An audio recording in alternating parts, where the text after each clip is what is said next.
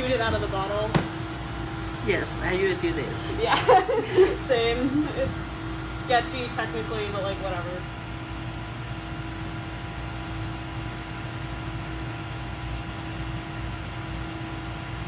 But this bottle is hard to squeeze. It is, yeah.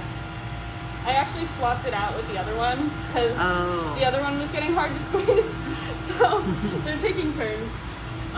The ALS needle, this doesn't need to be completely full. Just enough where the needle can reach it, which is probably like around there. Like, so it just needs to be about there, roughly. And we just stick it in the first position. Yes.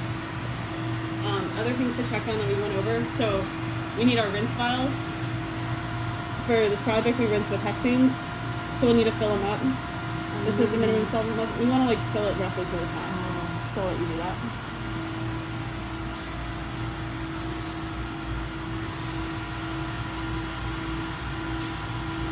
Yeah, I remember there's a big candy jar Oh, with really?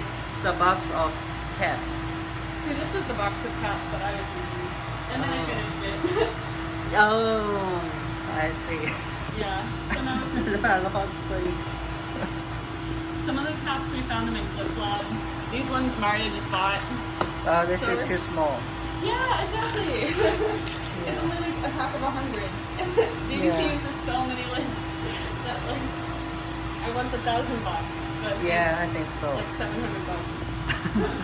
So.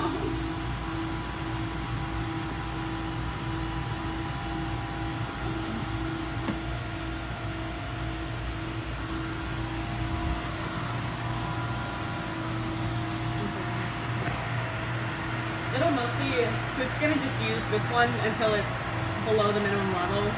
But I usually like to fill up this one for fun, just in case. Yeah.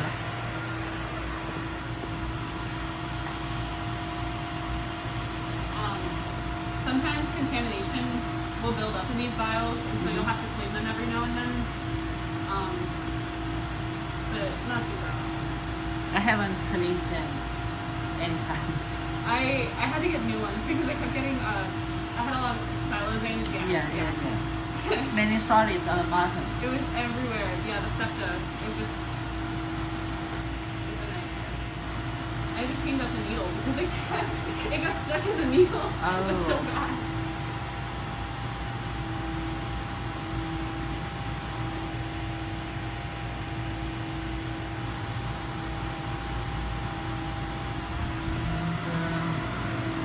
Then we are going to use cam station to. So you did this for many times. I did this with all the T12 soil.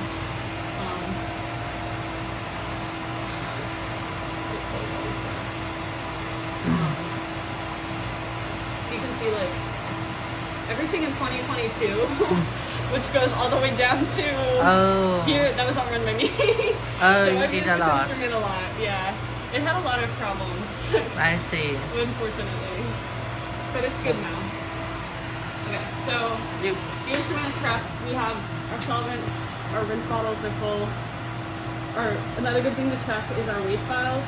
So this is waste. So it's gonna again like inject a little bit of stuff in here. You can see it's got a little bit of things, but it's nothing crazy. So that's good. We're fine. And so the next step is to actually prepare the sequence on the instrument. So we're gonna just open the instrument control software, and we want to load the last sequence run. So the last time I ran this instrument was on the 11th. So we'll just open that. It's already open. And then we want to save a copy of it. So we'll hit save sequence as, and we'll set it to today's date, which is the 22nd.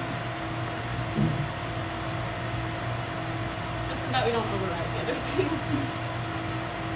And now we want to edit our sequence, so we actually want to set it up so that it corresponds to our samples. And so we're going to go to sequence, edit sequence, and it'll bring it up. So the sequence is like, the method controls the instrument parameters, so like how hot the oven gets, what the temperature ramp looks like, what the gas pressure should be. The sequence controls what samples you put on it. So how many times it runs an after. So for DDT, what we always do, we always do a hexane run at the beginning of the sequence, just to like flush any gunky, gross stuff out of it, and to make sure that it's like clear and blank, and we don't have any contamination. And then we run our standard curve. So they're just kind of always called, the 2018 refers to the fact that the standards were made in 2018. And we run it with just 6 of them. Then we do a hexane blank, clean it out. Then we run our sand and we start our actual samples. So we're running samples, one 130 to 141. Yes. And so we're going to go through each of these. We're just going to do 130. This is hard to do 100. And we're just going to change this. And just go down until we hit 140. So do you want to put this like type it in? Sorry. Yeah, we don't have the hexane and the skin. Yeah, so, oh, I should say this. So, we do have hexane. So it's going to use the same vial right here. Again, it's going to sample it again. Yeah. But this one should be first. So it should be both. So we want to do a hexane before the standard and after. So this is the sequence of the sample being analyzed. This is the position in the red. That's right. Yeah. So it can be analyzed this way and then go back this way. Yeah.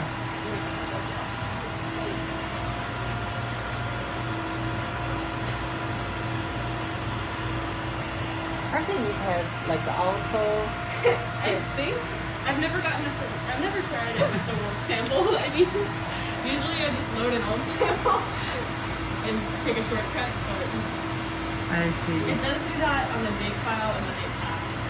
Or data file. Oh yeah. Yeah, which is nice.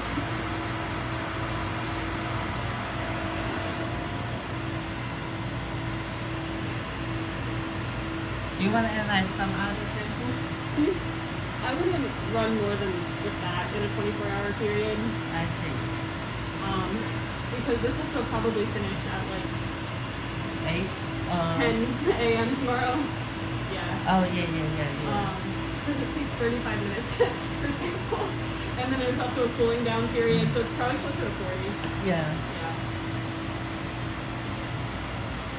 But we can run more tomorrow. And 141. Yep. Cool. And so we'll just get rid of, because this sequence is shorter than the last one we ran, we can just, and then hit visualize. So we want to just double check really quick. So our last sample vial is in position 20. So we want to go and check up here, just to make sure our last DDT worm sample, 141, yeah, right here. So that is in position 20. Yes. So the way it starts, you see how it says 11? That means this is 11, this is 1, this is 21. So it goes like front, back.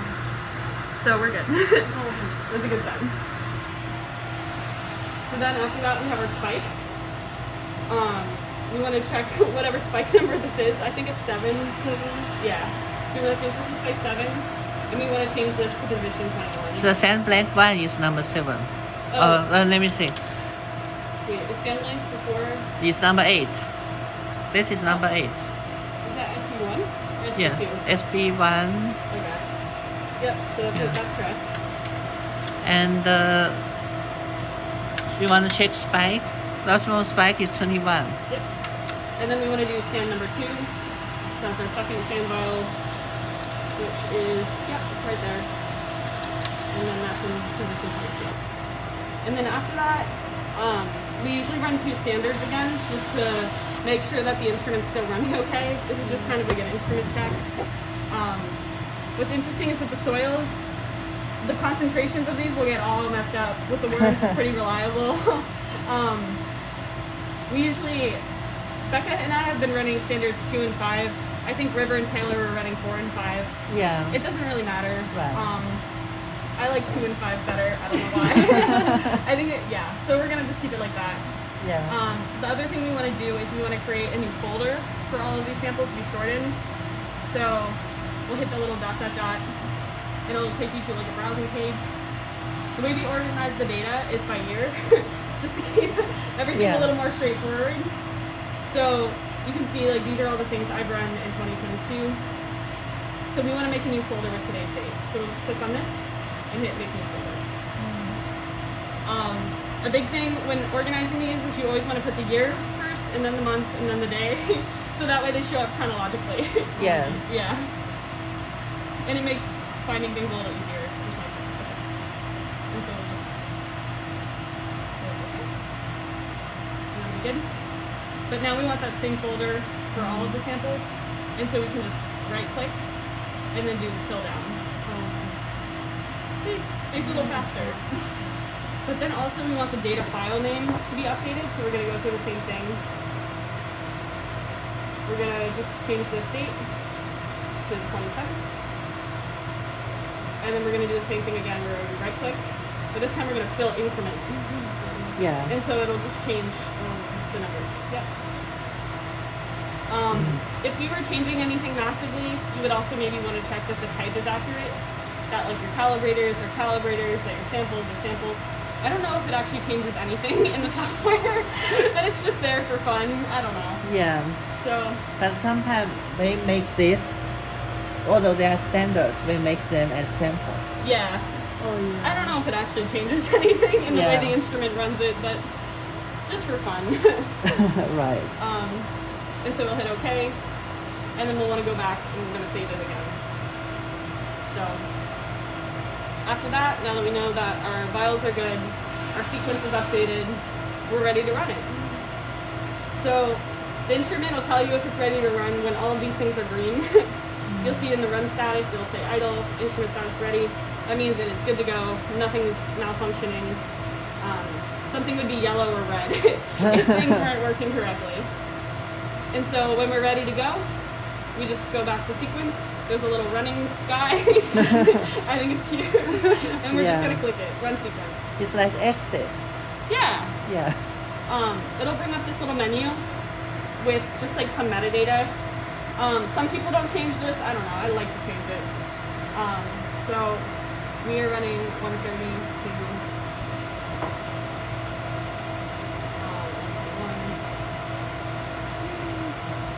And these are for T31s.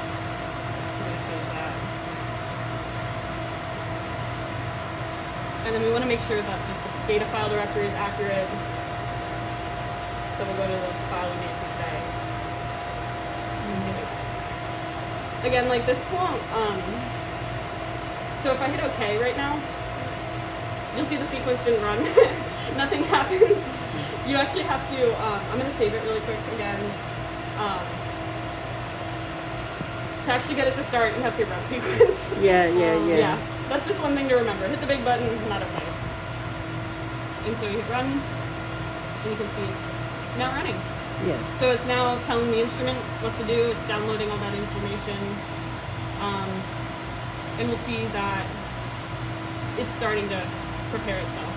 So you can see the method is loading on the MS, or it was briefly. And now it's in its pre-run state status.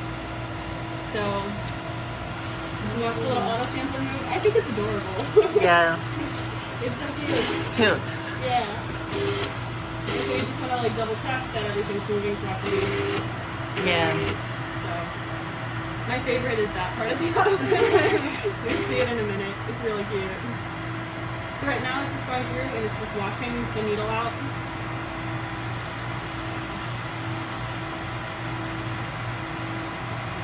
But around those photos is just empty. Yep. Yeah. Because it will generate some waste during. Oh, American football. This isn't new. This is not something that's normally happens. So that's exciting. That error? Give me a second. Yeah, I did. I don't know what the error was.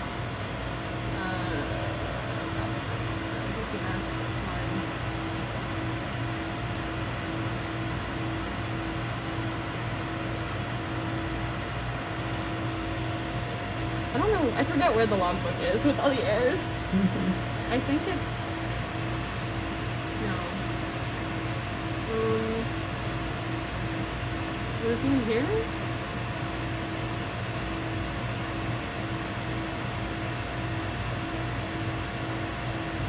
That's not present in valid position. Let's make sure this. Oh, it's not pushed down all the way. Yeah. Yeah.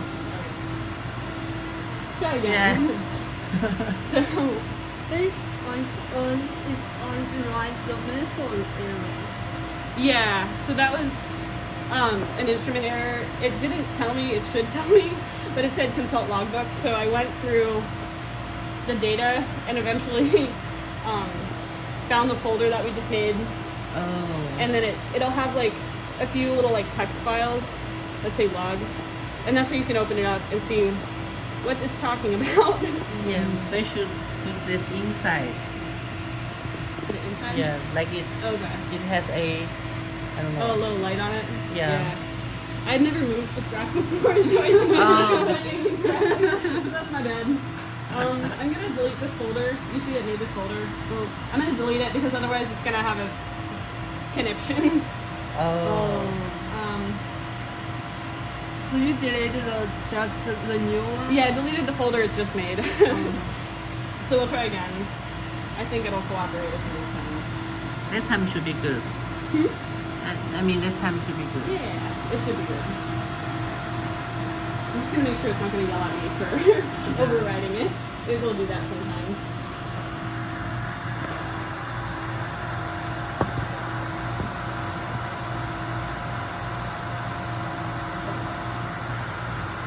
That menu pops up. It just says it's ready. Thank you, Steve. It's just gonna start cleaning itself again.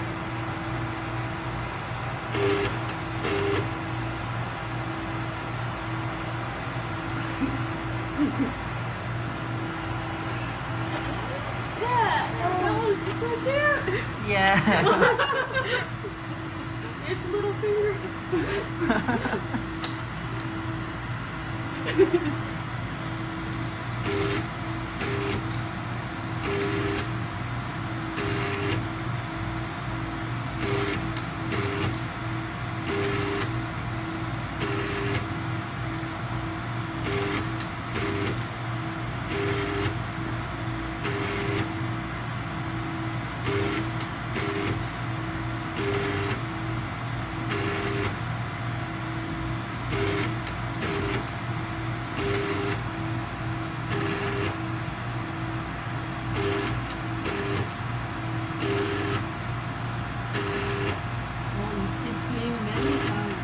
Yeah.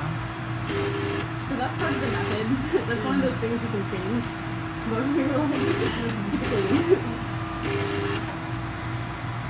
So now it's actually pulling up the hexanes and it's about to do the injection. Yeah. But it's priming the needle first. So you can see the pressure's changing a little. There it was for a second.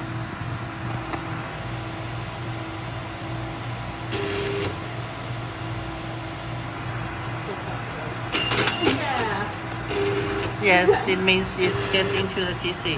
Yep. So now when it did that, it just punctured that little septa. Remember the little green thing? Yeah. It just plunged a hole through it and stuck it into the unit. Yeah. And so now it's going to start going through the column. And we can see the tips. Yeah. So I think the blue one is fake. I think. This one? I don't know what these will actually mean. Yeah.